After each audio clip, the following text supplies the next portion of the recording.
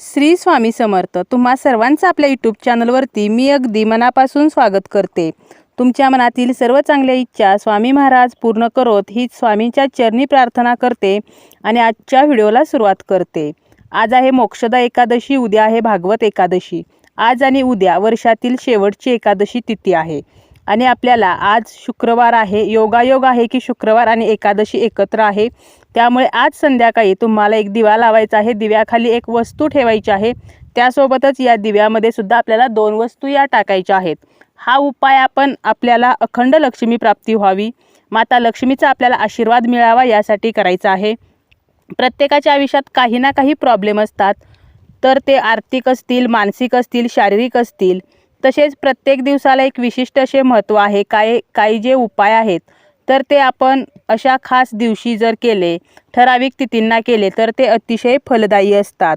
आपल्या घरामध्ये जर सततचं आजारपण असेल, तसेच घरातील मुले जी आहेत तर ती आपलं ऐकत नसतील किंवा मुलांवर एखादं संकट आलेलं असेल, घरामध्ये पैसा टिकत नाही, पैसा येतो खूप परंतु तो सतत खर्च होतो, टिकत नाही, किंवा पैसा कमवण्याचे जे मार्ग आहेत तर ते अपुरे पडत आहेत, घरातील जी करती व्यक्ती आहे तर त्याचं उत्पन्न जे आहे तर यामध्ये वाढ होत नाही, खूप पैसे कमवले जात आहेत परंतु खर्चसुद्धा होण्याचे मार्गसुद्धा तेवढेच निर्माण होत आहेत, एखादं काम अडकलेलं आहे म्हणजे अडकलेली कामे पूर्ण होत नाहीत, तरीसुद्धा तुम्ही हा दिव्याचा जो उपाय आहे तर तो करू शकता। आपण हा दिवा कसा लावायचा, यामध्ये वात कशी वापरायची, किती वापरायच्या, तर हे सुद्धा आपण व्हिडिओमध्ये पुढे पाहणार आहोत। आपल्याला माहीत आहे बघा, आपण कोणताही धार्मिक विधी करतो किंवा तुम्ही एखादं पारायण करत असाल, अनुष्ठान करत असाल तर सर्वप्रथम आपण दिवा प्रज्वलित करतो, कारण हिंदू धर्मामध्ये दिव्याला खूप महत्त्व आहे।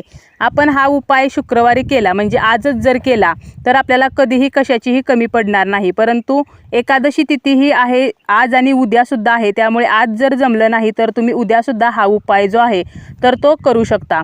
दिवा जो आहे तर तो आपण जेव्हा प्रज्वलित करतो तेव्हा ते जे एक वलय निर्माण होतं तर हे सकारात्मकतेचं वलय असतं आणि ते वातावरणातील नकारात्मकता जी आहे तर ती नष्ट करत असते आणि त्यासोबतच आपल्या जीवनातील दुःखे, अडचणी तर यासुद्धा नष्ट होत असतात। हा आपण उपाय करायचा आहे। हा जर श्रद्धेने, मनाने आणि निष्ठा ठेवून उपाय केला तर याचे रिझल्टसुद्धा आपल्याला नक्कीच 100% पॉझिटिव्ह रिझल्ट हे मिळणार आहेत। तुम्हाला काय करायचं आहे, एक दिवा घ्यायचा आहे, आपल्या कष्टाला, आपल्या मेहनतीला नशिबाची साथ मिळावी म्हणून आपल्याला हा उपाय करायचा आहे। उपाय केला म्हणजे लगेच आपले घर पैशाने भरते असे नाही, तर माता लक्ष्मी स्थिर राहावी। आपल्याला माहीत आहे की माता लक्ष्मी ही अतिशय चंचल आहे, ती एका जागी कधीही स्थिर राहत नाही। आपल्या घरामध्ये तिचं कायमचं अखंड वास्तव्य असावं, आपल्या घरातील पैसा, धनधान्य यात वाढ व्हावी, तर यासाठी आपल्याला हा जो उपाय आहे तर तो उपाय करायचा आहे। आता दिवा घेताना तुम्ही कोणत्याही धातूचा घ्या, तांब्याचा घ्या, स्टील, पितळ, मातीचा घ्या किंवा तुम्ही पंती घेतली तरी चालेल आणि कणकेचा दिवा जरी तयार केला तरीसुद्धा चालेल। आणि तुम्हाला यामध्ये वापर करायचा आहे तो म्हणजे गाईच्या तुपाचाच वापर करायचा आहे। आणि एक प्लेट घ्यायची आहे किंवा तुम्ही तामणसुद्धा घेऊ शकता आणि यामध्ये तुम्हाला तांदळापासून एक स्वस्तिक तयार करायचं आहे। पांढरे तांदूळ घ्यायचे आहेत, तांदूळ जे आहेत तर त्याला कीड वगैरे लागलेली नसावेत आणि याचे आपल्याला स्वस्तिक तयार करायचं आहे। आणि यानंतर या स्वस्तिक जो आहे तर याच्याबरोबर मध्यभागी हा जो दिवा आहे तर तो आपल्याला ठेवायचा आहे। बघा, रेडीमेडसुद्धा स्वस्तिकचे दिवे मिळतात, खाली स्वस्तिक चिन्ह असतं आणि त्यावरती दिवा, तर असे सुद्धा दिवे हे बाजारामध्ये उपलब्ध असतात। तुमच्याकडे असा दिवा असेल तरीसुद्धा तुम्ही हा दिवा लावू शकता आणि त्याखाली तुम्हाला तांदळाचं स्वस्तिक हे तयार करायचं आहे आणि हा दिवा आपल्याला तुळशीजवळ ठेवायचा आहे। तुळस जी आहे तर त्या ठिकाणी आपल्याला हा दिवा ठेवायचा आहे आणि हा दिवा आपण त्या स्वस्तिकवरती मध्यभागी ठेवल्यानंतर हा प्रज्वलित करायचा आहे। आणि यानंतर आपल्याला या दिव्याला हळदी कुंकू व्हायचं आहे, अक्षता अर्पण करायच्या आहेत, फूल अर्पण करायचं आहे। म्हणजे आपण ज्याप्रमाणे देवांची पूजा करतो त्याप्रमाणे आपल्याला या दिव्याची म्हणजेच अग्निदेवतेची सुद्धा पूजा करायची आहे। आणि माता लक्ष्मीला तुम्हाला प्रार्थना करायची आहे की तिने तुमच्या घरामध्ये सतत कायमचं अखंड वास्तव्य करावं। तुमच्या घरात ज्या काही आर्थिक समस्या आहेत, कोणतीही तुमची समस्या आहे तर ती तुम्हाला हात जोडून सांगायची आहे आणि या समस्येमधून, या अडचणीतून बाहेर पडण्याचा मार्ग दाखवा, तर अशी प्रार्थनासुद्धा करायची आहे।